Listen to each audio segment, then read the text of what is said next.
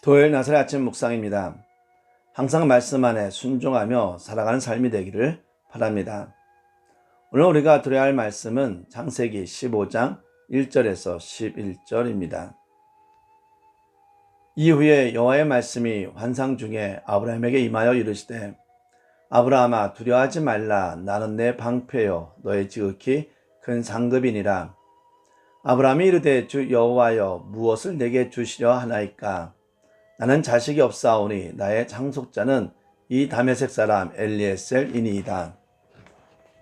아브라함이 또 이르되 주께서 내게 씨를 주지 아니하셨으니 내 집에서 길린 자가 내 상속자가 될 것이니이다. 여호와의 말씀이 그에게 임하여 이르시되 그 사람이 내 상속자가 아니라 내 몸에서 날 자가 내 상속자가 되리라 하시고 그를 이끌고 밖으로 나가 이르시되 하늘을 우러러 무뼈를 셀 수 있나 보라. 또 그에게 이르시되 내 자손이 이와 같으리라.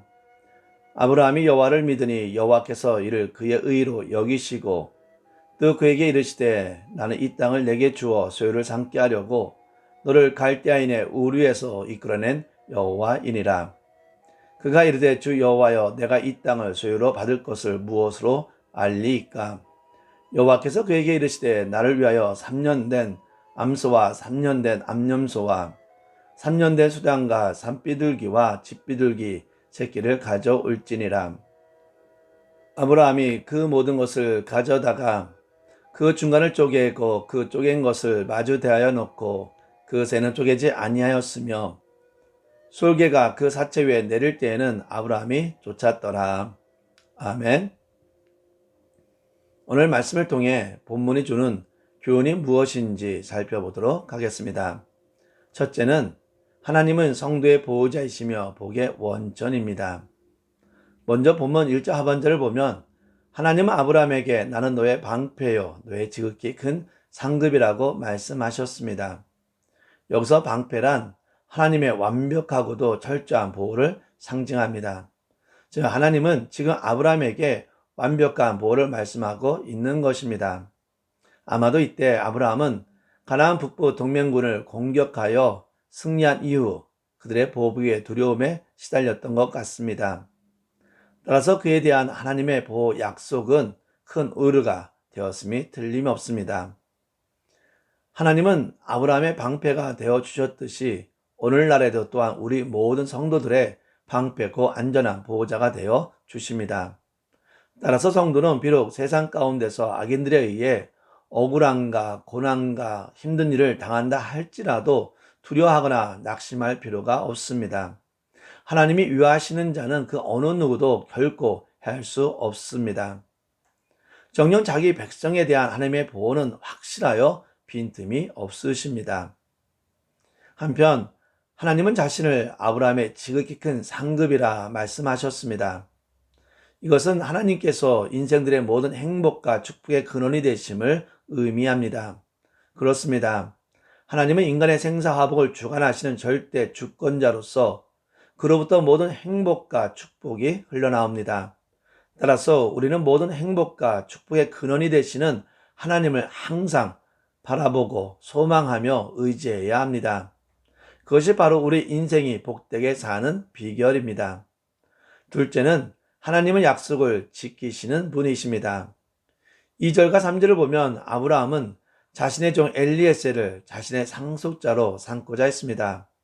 사실 인간적인 생각으로 판단해 볼 때 아브라함의 후세에 대한 하나님의 약속은 불가능한 것처럼 보입니다. 생각해 보십시오.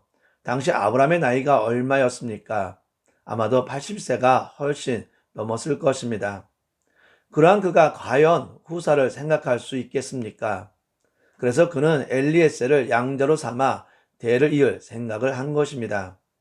그리고 그의 이러한 시도는 하나님의 약속을 자신의 방법으로 이루어 드리겠다는 생각에서 나왔을지도 모릅니다. 그러나 하나님은 결코 인간의 도움을 통해서만이 당신의 약속을 이룰 수 있는 그러한 무능력한 분이 아니십니다. 하나님은 아무것도 없는 상태에서 오직 말씀으로 천지를 창조하신 창조주 하나님이십니다. 따라서 우리는 아브라함과 같이 하나님의 약속을 의심하거나 하나님의 능력을 제한하려 해서는 안 됩니다. 우리는 하나님께서 우리의 약속을 기필코 이루시는 전능자이심을 믿고 그의 때가 이룰 때까지 인내로 기다려야 합니다. 셋째는 성도는 믿음으로 말미암아 의롭게 됩니다. 6절을 보면 아브라함은 한때 후사에 대한 하나님의 약속을 온전히 신뢰하지 못했지만 4절과 5절에서는 하나님께서 재차 그에게 후사에 대한 약속을 주시사 그것을 믿음으로 받아들였습니다. 즉 아브라함은 이제 자신의 조건을 보지 않고 오직 하나님만을 바라봄으로써 후세에 대한 하나님의 약속을 전적으로 신뢰한 것입니다. 그러자 하나님은 그러한 아브라함의 믿음을 보시고 그것을 그의 의로 여겨 주셨습니다. 이러한 사실은 인간은 오직 믿음으로 말미암아 의롭게 된다는 사실을 잘 보여주고 있습니다. 인간이 의롭게 되는 것은 자신의 공로로 되는 것이 결코 아닙니다. 인간은 그 누구도 스스로의 노력으로 의롭게 될 수가 없습니다. 그것은 인간은 전적으로 부패하여 스스로 결코 어떠한 선도 행할 수 없기 때문입니다. 인간이 의롭게 되는 것은 하나님과 그리스도에 대한 믿음으로서만 가능하며 하나님은 그러한 인간의 믿음을 보시고 그들을 죄에서 구원하여 하나님 나라에 참여하게 하시는 것입니다. 그러므로 성도의 구원은 전적으로 하나님의 은혜의 선물이라고 하겠습니다. 한편 인간이 비록 믿음으로 의롭다 하심을 받았다고 할지라도 그가 곧바로 아무런 허물이나 죄가 없는 존재가 되는 것은 아닙니다. 인간은 비록 하나님으로부터 의롭다 하심을 받았다고 할지라도 여전히 불완전하고 허물 많은 존재일 뿐입니다. 하나님은 다만 그의 허물에도 불구하고 의롭다고 인정해 주시는 것입니다.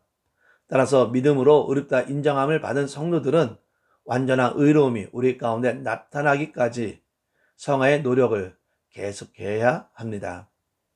넷째는 믿음은 하나님과의 지속적인 교제를 통해 더욱 견고해집니다.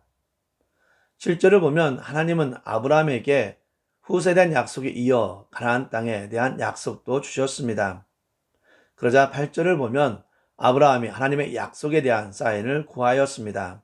이러한 아브라함의 태도를 보면 불신앙적인 태도로 보일 수도 있습니다. 그러나 그는 하나님으로부터 믿음에 대한 인정을 받고 있었습니다. 따라서 우리는 아브라함의 쌓인 요구를 불신앙적인 태도로 볼 수 없습니다. 오히려 이는 하나님의 약속을 보다 구체적으로 알기 위한 믿음의 표현으로 이해해야 합니다. 아브라함은 하나님의 약속을 철저히 신뢰했습니다. 그리고 그 믿음을 더욱 공고히 하기 위해 하나님께 표징을 요구하는 등 하나님과 지속적으로 교제를 나누었습니다.